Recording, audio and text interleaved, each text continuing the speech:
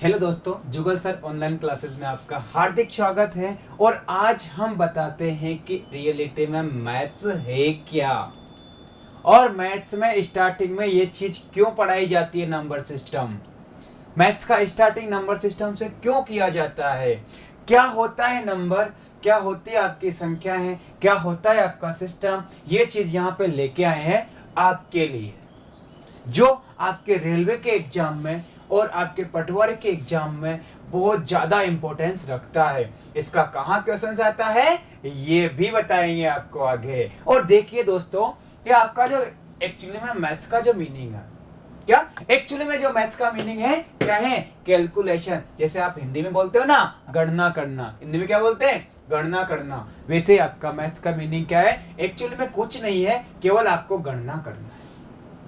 क्या करना है, गणना करना है। इसीलिए तो अपन मैथ्स पढ़ते हैं, इसीलिए तो आप मैथ्स पढ़ते हो, किसके लिए, गणना करने के लिए। और उसमें आपका पहला टॉपिक है, आपका जो पहला टॉपिक है नंबर सिस्टम, जिससे हर एक कंपटीशन में 2 से 3 क्वेश्चन पक्के आते ही आते हैं। और ये क्वेश्चंस गलत नहीं होना चाहिए, ये क्वेश्चंस गलत नहीं होना चाहिए। जो आपका नंबर सिस्टम है, तो क्या है लिखा है आपके पास, नंबर।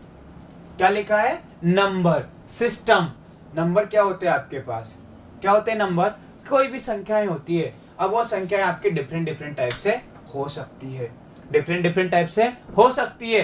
केवल जो संख्याएं होती है, जो संख्याएं होती है वो आपके पास मैथ्स में केवल और केवल दशमलव संख्या पढ़ते हैं। अपन कौन सी संख्या पढ़ते हैं, दशमलव। यानी कि आपके पास जो संख्याएं होती है, जो अंक होते हैं संख्याओं के, वो अंक कौन कौन से होते हैं, केवल 10 ही अंक होते हैं। कौन कौन से, 0 1 2 3 4 5 6 7 8 और 9।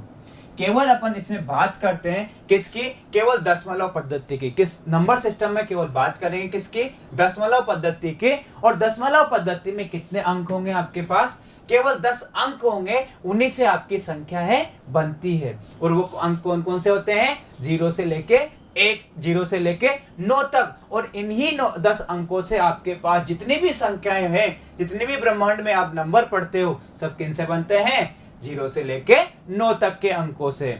आपका सिस्टम क्या है दोस्तों, क्या है आपका सिस्टम, क्या सिस्टम है क्या, एक्चुअली में हर काम हर तरीके से, किसी भी पूर्ण तरीके से, एक तरीकेबद्ध तरीके करना, यानी किसी भी चीज का एक प्रोसीजर होता है।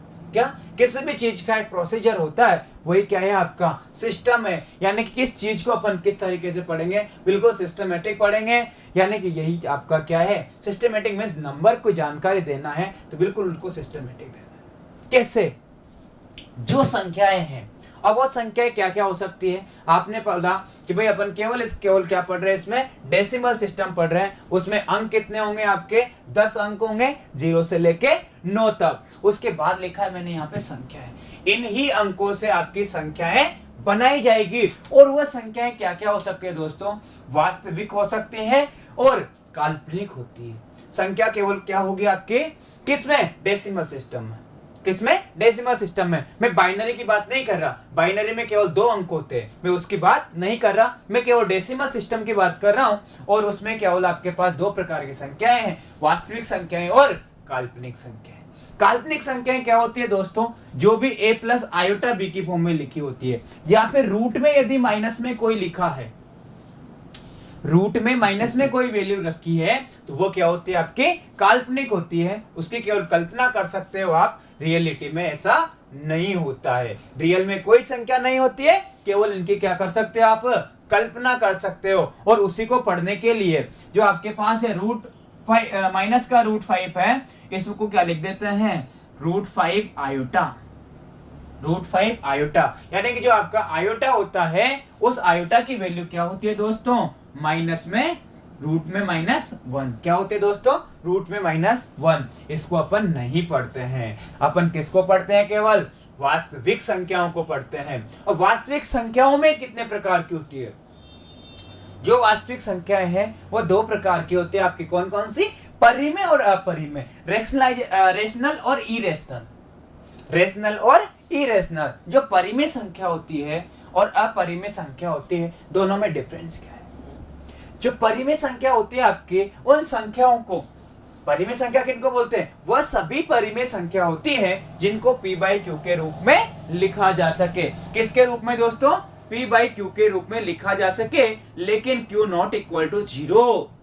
जहां क्या नहीं होना चाहिए? q का मान 0 नहीं होना चाहिए। क्यों नहीं होना चाहिए दोस्तों? क्योंकि यदि आप किसी भी संख्या को आप डिवाइड में 0 रखते हो, किसी भी संख्या के डिवाइड में 0 रखते हो, तो वो क्या बन जाएगा? आपका इनफाइनाइट बन जाएगा। इनफाइनाइट कभी भी परिभाषित नहीं होता है। इनफाइनाइट कभी भी परिभाषित नहीं होता है। मीन्स आपके पास जो भी संख्या है, यदि किसी संख्या को p बाई क्यू के रूप में लिखा जा सकता है, तो वह संख्या क्या होती है? आपके परिमेय संख्या होती है। कौन सी संख्या होती है दोस्तों? परिमेय संख्या होती है। अब आप कहोगे कि सर 0 परिमेय संख्या होती है कि नहीं? 0 होती है दोस्तों, लेकिन 1/0 नहीं होती है। 0 परिमेय संख्या होती है। कौन कौन सी संख्या हो सकती है परिमेय संख्या है? परिमेय संख्या हो सकती है आपकी क्या क्या हो सकता है? जैसे कि 2/3 हो गया, 6 हो गया। 6 के भी डिवाइड में 1 लिखा जा सकता है। यहां पे मैं लिख सकता हूं 22/7। क्या लिख सकता हूं? 22/7 परिमेय संख्या है, लेकिन पाई क्या है? अपरिमेय संख्या है। क्योंकि जो इसका 22/7 मान लिया जाता है दोस्तों, अप्रोक्सीमेट मान लिया जाता है, एक्चुअल वैल्यू नहीं है। वो केवल अपन कैलकुलेशन को इजी करने के लिए, कैलकुलेशन को फास्ट करने के लिए पाई का मान 22/7 ले लेते हैं, लेकिन एक्चुअली में मान नहीं है। मीन्स आप क्या कहोगे कि जो सभी आपके पास पूर्णांक होते हैं वह भी परिमेय होते हैं, और आपके पास जो सभी भिन्न होती है वह भी क्या होती है दोस्तों? परिमेय होती है। बस आपका डिनोमिनेटर क्या नहीं होना चाहिए? 0 नहीं होना चाहिए। q का मान 0 नहीं होना चाहिए। बाकी सब तो चलेगा, बाकी सब तो चलेगा, पर क्या नहीं चलेगा? आपके पास हर में 0 नहीं चलेगा, डिनोमिनेटर में 0 नहीं चलेगा। यानी कि बटे में यदि 0 आ रहा है तो वह संख्या आपकी परिमेय संख्या नहीं होगी, क्योंकि ऐसी संख्या परिभाषित नहीं होती है। और जो परिभाषित ही नहीं होती है उसको अपन पढ़ेंगे ही नहीं। जो परिभाषित ही नहीं है उसको क्यों पढ़ेंगे? आगे देखो दोस्तों, परिमेय क्या हो गई? जिनको p बाई क्यू के रूप में लिखा जा सके, परिमेय। अपरिमेय क्या होगी? जिनको p बाई क्यू के रूप में नहीं लिखा जा सके। वो कौन सी संख्या होगी? रूट में होती है। कौन सी संख्या होती है? √2, √3। ई, यहाँ पे ई लिखा है मैंने दोस्तों, ई का क्वेश्चन पूछा गया है। ई होता क्या है एक्चुअली में? ई जो आप लॉगरिथम में यूज करते हैं, बहुत सारे स्टूडेंट ने पढ़ा होगा, बहुत सारे स्टूडेंट ने नहीं पढ़ा होगा। ई का जो एक्चुअली में मान होता है 2.71 तो अपन अप्रोक्सीमेट लेते हैं, लेकिन आगे भी इसका कुछ मान होता है, आगे भी कुछ मान होता है। इसीलिए क्या बोलते हैं इसको? इरेशनल। क्या बोलते हैं? इरेशनल। यानी कि यदि पॉइंट के बाद में नॉन टर्मिनेटिंग नंबर है कोई भी, क्या पॉइंट के बाद में कोई भी आपके पास ऐसा नंबर है जिसका अंत नहीं हो रहा, पॉइंट के बाद ऐसे कोई से भी नंबर हैं जिनके आपके पास जिसका अंत नहीं हो रहा, यानी कि वो अलग अलग नंबर रिपीट हो रहे हैं, अलग अलग नंबर रिपीट हो रहे हैं, तो आपके दोस्तों क्या कहलाता है? वह इरेशनल कहलाता है, अपरिमेय कहलाता है। लेकिन यदि किसी पॉइंट के बाद एक पर्टिकुलर नंबर का रिपीटेशन हो रहा है, एक पर्टिकुलर नंबर का रिपीटेशन हो रहा है, तो वो आपका परिमेय संख्या होती है। क्योंकि इस नंबर को आप क्या लिख सकते हो? 1/3 लिख सकते हो इसको। अरे भाई आपको बताएंगे जब आगे भिन्न पढ़ेंगे ना अपन इसमें कि 0.3 बार को क्या लिख सकते हैं कि 3/9 लिख सकते हैं, और 3/9 को क्या लिख सकते हैं? 1/3। 1/3 का मान ही होता है 0.33333। कितना होता है 1/3 का मान? 0.333। इसीलिए अभी नहीं पढ़ेंगे इसको, जब भिन्न पढ़ेंगे एक्चुअली में अलग से, उस टाइम पे बताया जाएगा। अभी केवल क्या बता रहे हैं आपको? संख्याओं के बारे में कि एक्चुअली में संख्या होती क्या है। अपरिमेय क्या होगी? जिनमें टर्मिनेटिंग नंबर नहीं होगा, यानी कि इसका रिपीटेशन हो रहा है लेकिन पर्टिकुलर एक वैल्यू का नहीं, अलग अलग वैल्यू का, तो वो भी क्या होगी? आपकी इरेशनल। लेकिन यदि एक ही वैल्यू का रिपीटेशन होता है तो वो क्या होगी? आपकी परिमेय। अब बात करते हैं आगे कि आपके पास जो परिमेय संख्या होती है, जो परिमेय संख्या होती है वह भी 2 प्रकार की होती है। परिमेय संख्या भी 2 प्रकार की होती है। एक तो किस में आती है? भिन्न में। अभी आपको बताया कि 2/3 2 3 4, जीरो भी आपको परिमेय बताया, जीरो परिमेय संख्या होती है, 1/0 नहीं होती है। यानी कि आपके पास सभी पूर्णांक और सभी भिन्न संख्याएं कौन सी संख्या होती है? परिमेय संख्या है। अब मैं बात करता हूं, एक तो आ गई आपकी भिन्न, एक आ गई आपके पूर्णांक इंटीजर। अब आपके पास इंटीजर को भी 3 प्रकार से डिवाइड किया जाता है। पूर्णांक भी 3 प्रकार के होते हैं। कौन कौन से? ऋणात्मक पूर्णांक, धनात्मक पूर्णांक और जीरो। जीरो आपका ना तो ऋणात्मक पूर्णांक है ना ही आपका धनात्मक पूर्णांक है, ये केवल क्या है? आपका पूर्णांक है। जीरो आपका ना धनात्मक पूर्णांक है ना ही ऋणात्मक पूर्णांक है, केवल क्या है? ये पूर्णांक है। अब आपसे बोला जाएगा, देखो यहां से एक छोटा सा क्वेश्चन बनता है कि सबसे बड़ा ऋणात्मक पूर्णांक कौन सा होता है? सबसे बड़ा ऋणात्मक पूर्णांक कौन सा होता है? तो देखो सबसे छोटा ऋणात्मक पूर्णांक तो क्या है आपका? -∞। लेकिन सबसे बड़ा ऋणात्मक पूर्णांक कौन सा है आपका? -1। कौन सा है दोस्तों? -1। सबसे बड़ा ऋणात्मक पूर्णांक कौन सा है? -1। अब बात करते हैं अपन धनात्मक पूर्णांक की। धनात्मक पूर्णांक कहां से जाएंगे? 1 से लेके प्लस अनंत तक। 1 से लेके प्लस अनंत तक सभी धनात्मक पूर्णांक होते हैं। और आपने ये भी पढ़ा है कि जो संख्या 1 से स्टार्ट होती है और अनंत तक जाती है उनको क्या बोला जाता है? प्राकृत संख्या, नेचुरल नंबर। यानी कि जो आपके पास धनात्मक पूर्णांक है उनको आप क्या बोल सकते हो? Natural number. क्या बोल सकते हो दोस्तों? Natural number. यानी कि आपके पास जो भी धनात्मक पूर्णांक है 1 से लेके अनंत तक, वह सभी क्या होते हैं? प्राकृत संख्याएं होती है, नेचुरल नंबर होता है। क्या होता है दोस्तों? Natural number. उसमें आपका जीरो इंक्लूड नहीं होता है। यदि धनात्मक संख्याओं में या प्राकृत संख्याओं में जीरो भी जोड़ दिया जाए, प्राकृत संख्याओं में जीरो भी जोड़ दिया जाए तो उसको क्या बोल देते हैं दोस्तों? पूर्णांक संख्याएं, होल नंबर। क्या बोल देते हैं? पूर्ण संख्याएं, होल नंबर। किसको? जब आप धनात्मक संख्याओं में जीरो भी इंक्लूड कर देते हो। धनात्मक संख्याओं में यदि जीरो भी इंक्लूड कर देते हो तो उसको क्या बोल देते हैं दोस्तों? पूर्ण संख्याएं, होल नंबर।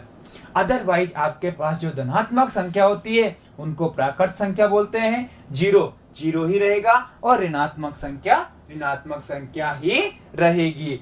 इसके बाद बात करते हैं अपन दोस्तों कि आपके पास जो प्राकृत संख्या होती है, वह भी 2 प्रकार की होती है। क्या? प्राकृत संख्या भी 2 प्रकार की होती है। कौन कौन सी? अभाज्य संख्या और भाज्य संख्या। इसमें मैंने एक छोड़ दिया दोस्तों। क्या छोड़ दिया? एक क्या है आपका? स्पेशल नंबर है। एक क्या है आपका? Special number.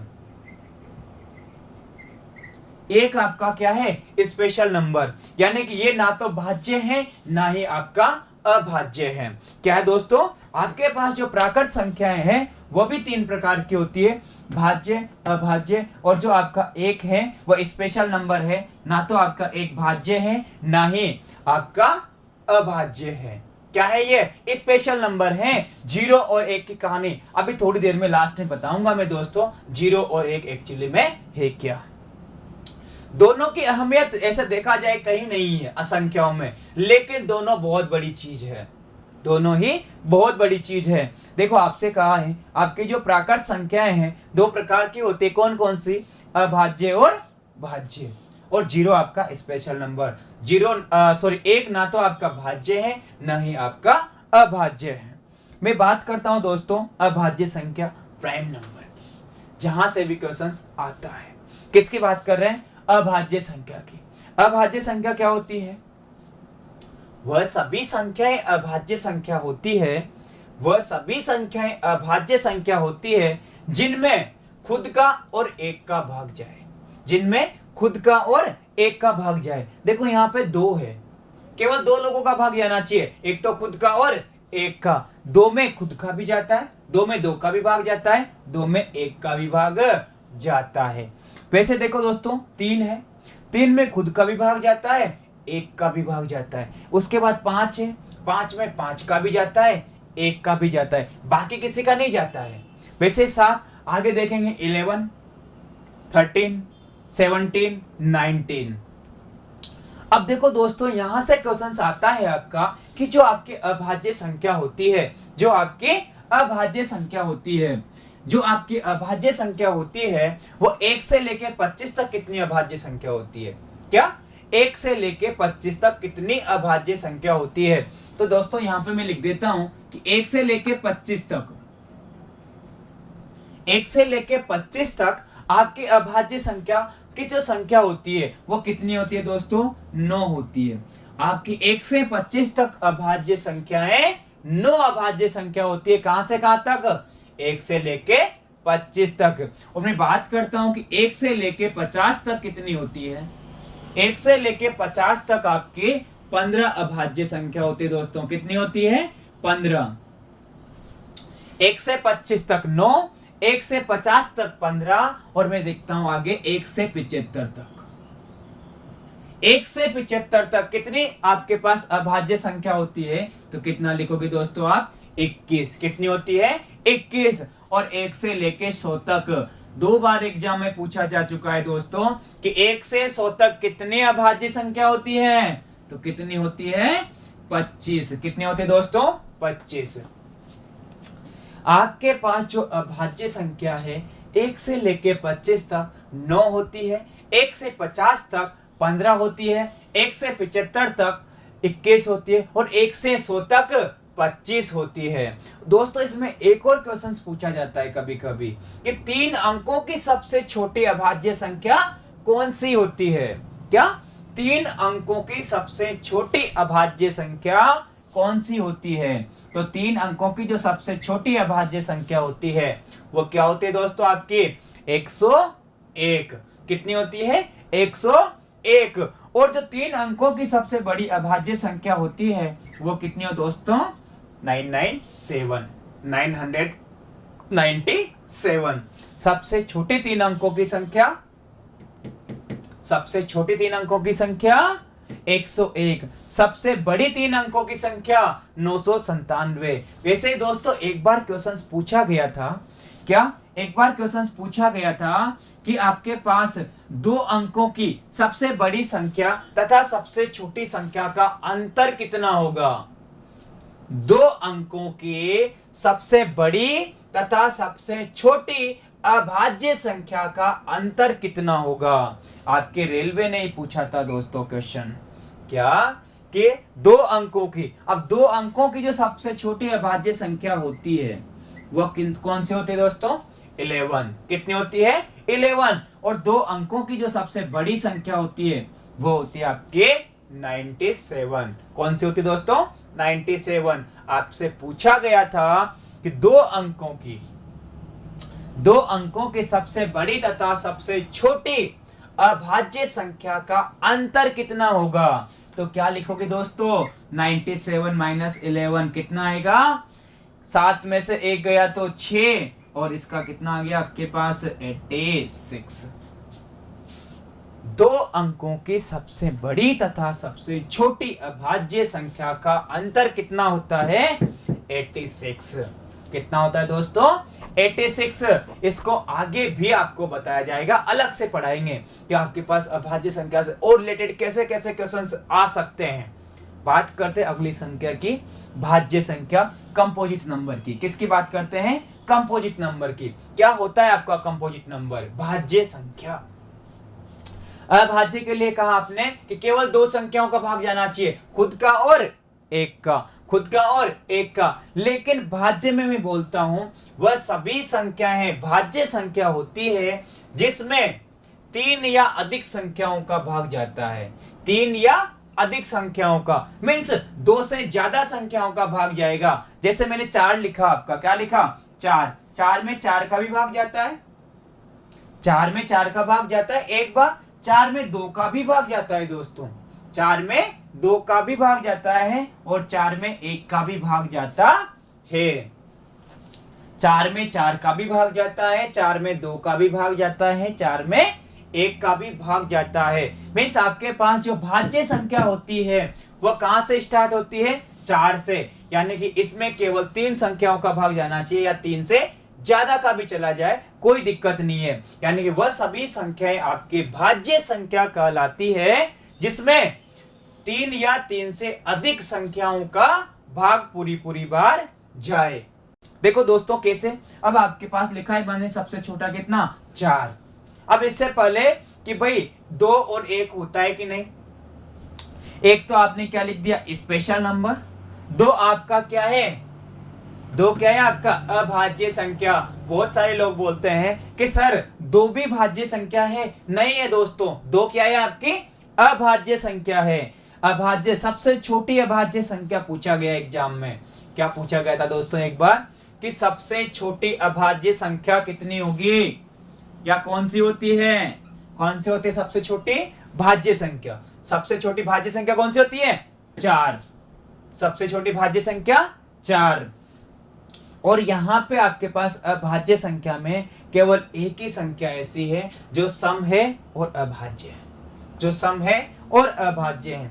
अब अभी तक तो नहीं पूछा गया, लेकिन आगे एग्जाम में पूछा जा सकता है कि 1 से लेके 100 तक, 1 से 100 तक कितनी भाज्य संख्या होती है, 1 से 100 तक कितनी भाज्य संख्या होती है। तो कितनी बताएंगे दोस्तों, आप लोग खुद बताना। एक आपका स्पेशल नंबर है और 1 से 25 तक आपकी भाज्य संख्या है। अभाज्य संख्या कितनी होती है 1 से 100 तक, आप कमेंट में लिख के बताएंगे मेरे को, कल मैं डिस्कस आगे करूंगा। यहाँ के लिए यदि आपको वीडियो अच्छा लगा हो, संख्याओं के बारे में आपको जानकारी मिली हो, तो इस वीडियो को लाइक जरूर करें। लाइक के साथ साथ हमारे चैनल को सब्सक्राइब जरूर करें, क्योंकि आगे आने वाले सभी वीडियो बिल्कुल नंबर सिस्टम से सिस्टमैटिक चलेंगे, जो आपके रेलवे और पटवारी में बहुत ज्यादा हेल्पफुल होंगे दोस्तों। Thank you. यदि आपको अच्छा लगा हो, लाइक शेयर सब्सक्राइब जरूर करें दोस्तों। Thank you.